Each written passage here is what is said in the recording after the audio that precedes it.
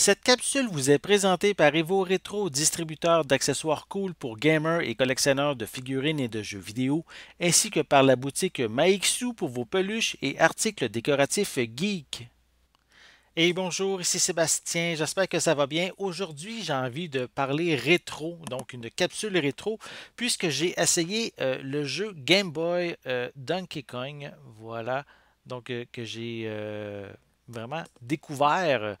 Ça faisait quand même longtemps que j'avais joué, mais je l'ai fini dernièrement. Donc, un petit jeu qui, à première vue, semble quand même assez anodin, qui pourrait ressembler aux autres adaptations de Donkey Kong qu'on a eu, exemple, à l'arcade, où je me souviens, moi, principalement de la version NES du jeu.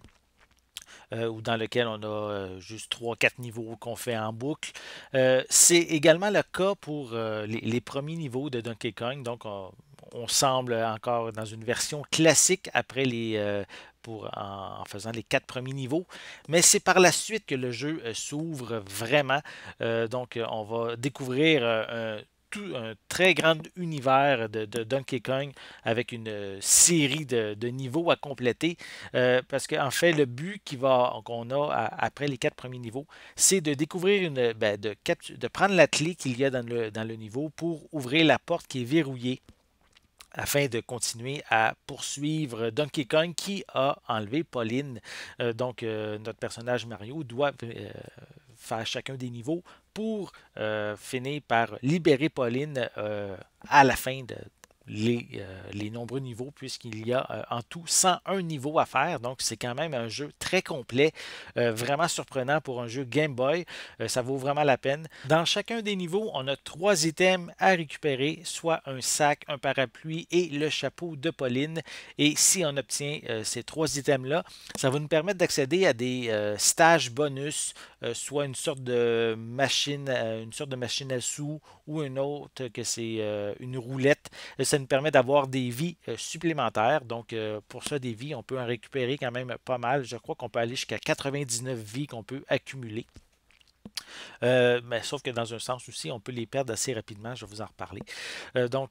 C'est quand même ici un jeu avec, comme je l'ai dit, beaucoup de niveaux, une centaine, 101 niveaux en fait.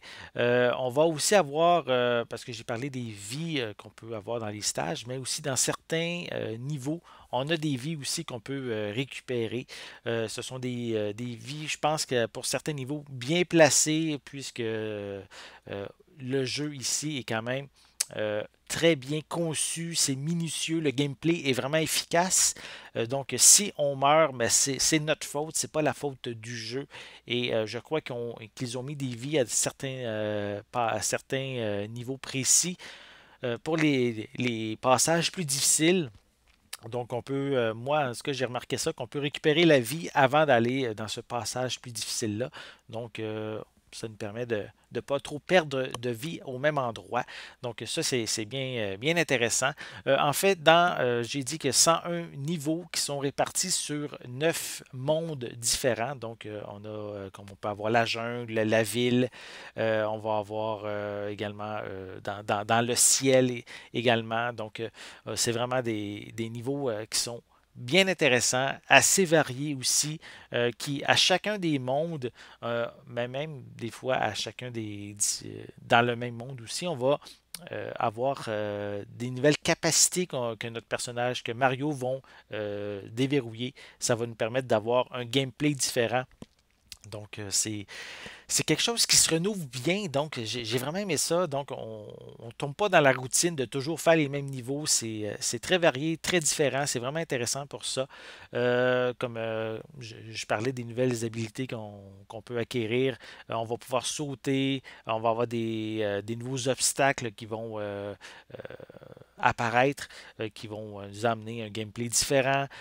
Donc, ça varie quand même pas mal la jouabilité. Euh, Certains des niveaux, comme je l'ai dit, offrent quand même un très bon challenge. C'est plus parce qu'en fait, le niveau de difficulté, je trouve qu'il augmente progressivement d'une belle manière pour nous permettre de d'apprivoiser comme il faut les nouvelles techniques qu'on va apprendre. Donc à ce niveau-là, plus on avance, plus c'est difficile, mais si on a bien maîtrisé ce qu'on a appris auparavant, ça devrait mieux aller. Il y a aussi certains niveaux qui, personnellement, m'ont fait travailler beaucoup les méninges pour réussir à bien comprendre c'est quoi la mécanique pour aller chercher la clé et l'amener à la porte verrouillée dans un délai, le délai demandé, parce que oui, pour chacun des niveaux, on a un délai à respecter.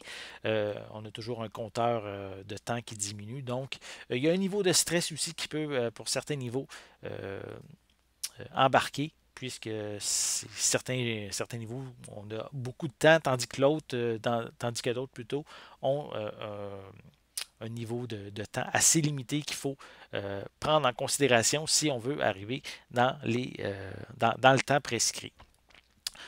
Aussi, pour ne pas nous décourager non plus, hein, parce qu'il y a quand même 101 niveaux, à chaque 4 niveaux qu'on va faire, on a un point de sauvegarde qui apparaît. On a le choix de sauvegarder ou non. J'avoue que c'est très pratique pour éviter de toujours recommencer au début. Donc, ça nous permet d'avoir une progression et de faire l'ensemble du jeu sur plusieurs périodes de jeu qu'on veut en ayant un mode de sauvegarde. Et ce n'est pas des mots de passe ici, mais bien un mode de sauvegarde. Donc, j'ai aussi l'option que je n'ai pas pu tester.